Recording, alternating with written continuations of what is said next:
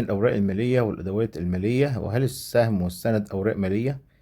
الحقيقة يا جماعة الأدوات المالية اللي هي الفاينانشال انسترومنتس ده مفهوم أوسع وأشمل، يعني أي عقد أو وسيلة ينشأ عنها أصل مالي لطرف والتزام مالي أو أداة حقوق ملكية لطرف آخر. تشمل أوراق مالية، يعني الأدوات المالية بتشمل الأوراق المالية، عقود، حقوق والتزامات مالية. أمثلة على الأدوات المالية طبعا زي النقدية، الحسابات المدينة، الحسابات الدائنة، القروض، الأسهم، السندات. كل ورقة مالية بتبقى هي أداة مالية، يعني الأداة المالية تشمل الأوراق المالية.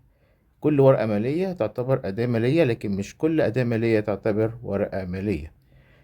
الأوراق المالية اللي هي السكيورتيز دي جزء من الأدوات المالية، وهي أدوات قابلة للتداول في السوق، لها شكل قانوني منظم، تمثل حق ملكية أو حق دين. أمثلة الأوراق المالية اللي هي الأسهم والسندات وأذون الخزانة ووثائق صناديق الاستثمار. هل السهم والسند أوراق مالية؟ نعم، الاتنين أوراق مالية 100%.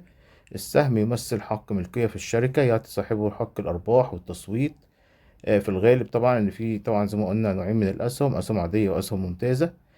تصنيفه اداه ماليه، ورقه ماليه، اداه حقوق ملكيه. اما السند يمثل حق دين على الجهه المصدره، يعطي صاحبه فايده واسترداد للقيمه الاسميه. تصنيفه اداه ماليه وورقه ماليه واداه دين. هل بقى الشيك ووصل الامانه اوراق ماليه؟